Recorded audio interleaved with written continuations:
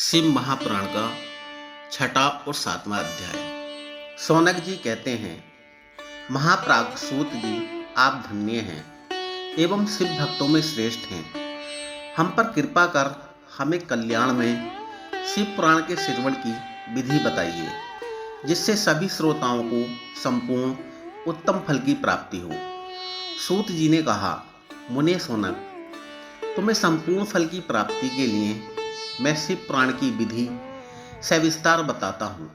सर्वप्रथम किसी ज्योतिषी को बुलाकर दान से संतुष्ट कर उससे कथा का शुभ मुहूर्त निकलवाना चाहिए और उसकी सूचना का संदेश सभी लोगों तक पहुँचाना चाहिए कि हमारे यहाँ शिव पुराण की कथा होने वाली है। अपने कल्याण की इच्छा रखने वालों को इसे सुनने अवश्य पधारना चाहिए। देश देश में जो भी भगवान शिव के भक्त हों तथा शिव कथा के कीर्तन और श्रवण के उत्सुक हों, उन सभी को आदर पूर्वक बुलाना चाहिए और उनका आदर सत्कार करना चाहिए। शिव पुराण सुनने के लिए मंदिर, तीर्थ, वन प्रांत अथवा घर में ही उत्तम स्थान का निर्माण करना चाहिए। केले के खंभों से सुशोभित कथा मंडप तैयार कराएं। उसे सब और फल पुष्प सुंदर चंदों से अलंकृत करना चाहिए। चारों कोनों पर ध्वज लगाकर उसे विभिन्न सामग्री से सुशोभित करें। भगवान शंकर के लिए भक्ति पूर्वक दिव्य आसन का निर्माण करना चाहिए तथा कथावाचक के लिए भी दिव्य आसन का निर्माण करना चाहिए।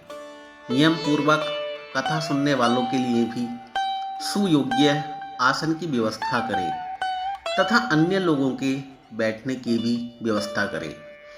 कथा वाँचने वाले विद्वान के प्रति कभी बुरी भावना न रखें। संसार में जन्म तथा गुणों के कारण बहुत से गुरु होते हैं, परंतु उन सब में पुराणों का ज्ञाता ही परम गुरु माना जाता है। पुराण वेदता पवित्र, शांत, साधु, ईर्ष्या पर विजय प्राप्त करने वाला और दयालु होना चाहिए। ऐसे गुणी मनुष्य को इस पुण्यमयी कथा को वाचना चाहिए। सूर्य निकलने से 3:30 पहर तक इसे वाचने का उपयुक्त समय है।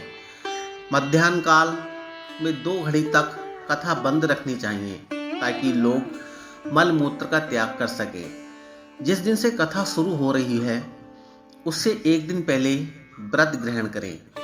कथा के दिनों में प्रातः काल का नित्य कर्म संक्षेप में कर लेना चाहिए। वक्ता के पास उसकी सहायता हेतु एक विद्वान व्यक्ति को बैठाना चाहिए जो कि सब प्रकार के संशयों को दूर कर लोगों को समझाने में कुशल हो। कथा में आने वाले विघ्नों को दूर करने के लिए सर्वप्रथम गणेश जी का पूजन करना चाहिए। भगवान शिव व शिव पुराण की भक्ति भाव से पूजा करें।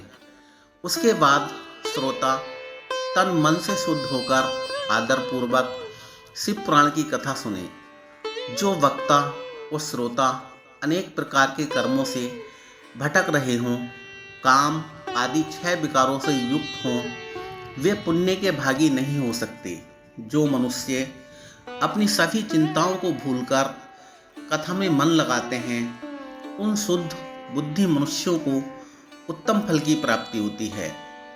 सूत जी बोले, सौनक, शिव पुराण सुनने का व्रत लेने वाले पुरुषों के लिए जो नियम हैं उन्हें भक्ति पूर्वक सुनो। शिव पुराण की पुण्यमयी कथा नियम पूर्वक सुनने से वे बिना किसी विघ्न बाधा के उत्तम फल की प्राप्ति होती है। दीक्षा रहित मनुष्य को कथा सुनने का अधिकार नहीं है, अतः पहले वक्ता से दीक्षा ग्रहण करनी चाहिए। नियम पूर्वक कथा सुनने वाले मनुष्य को ब्रह्मचर्य का अच्छी तरह से पालन करना चाहिए।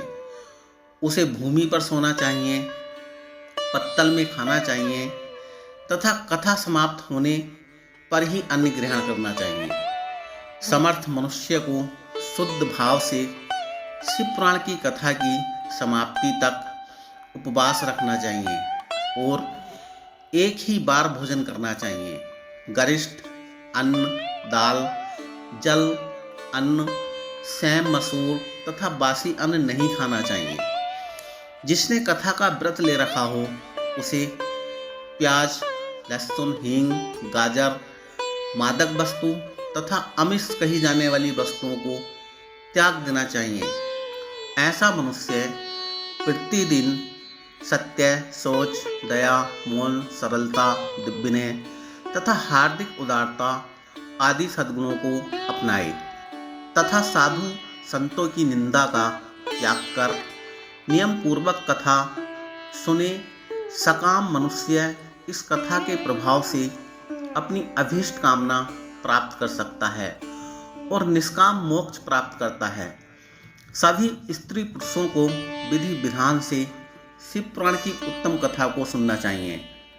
महर्षि शिव पुराण की समाप्ति पर श्रोताओं को भक्ति पूर्वक भगवान शिव की पूजा की तरह पुराण पुस्तक की पूजा भी करनी चाहिए तथा इसके पश्चात वक्ता का भी पूजन करना चाहिए। पुस्तक को रखने के लिए नया और सुंदर बस्ता बनाएं। पुस्तक व वक्ता की पूजा के उपरांत वक्ता की सहायता हेतु बुलाए गए पंडित का भी सत्कार करना चाहिए। कथा में पधारे अन्य ब्राह्मणों को भी अन्न धन का दान दें। गीत, वाद्य और नृत्य से उत्सव को महान बनाएं। विरक्त मनुष्य को कथा समाप्ति पर गीता का पाठ करना चाहिए तथा गृहस्थ को श्रवण कर्म की शांति हेतु होम करना चाहिए। होम रुद्र संहिता के श्लोकों द्वारा अथवा गायत्री मंत्र के द्वारा करें। यदि हवन करने में असमर्थ हों तो भक्ति पूर्वक शिव सहस्त्र नाम का पाठ करें।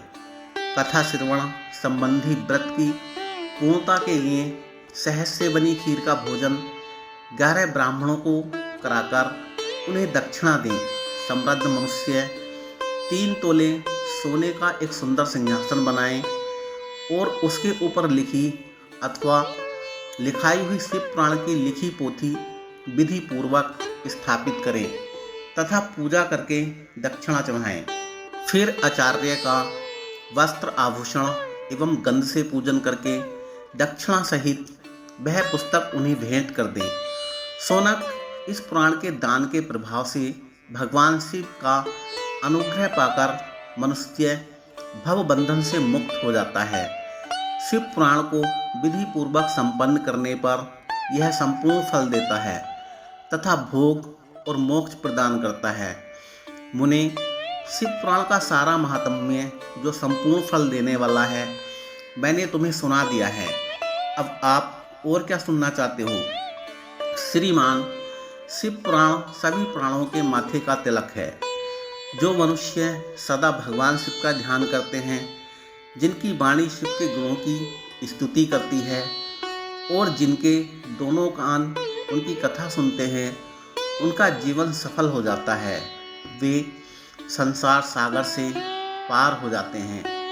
ऐसे लोग इहलोक और परलोक में सदा सुखी रहते हैं। भगवान शिव के सच्चिदानंदमय स्वरूप का स्पर्श पाकर ही समस्त प्रकार के कष्टों का निवारण हो जाता है। उनकी महिमा जगत के बाहर और भीतर दोनों जगह विद्यमान है। उन अनंत आनंद रूप परम शिव की मैं शरण लेता हूँ। साथियों, ये सारी जानकारी शिव पुराण के अनुसार बताई गई है। यदि कहीं कोई गलती है तो क्षमा करना।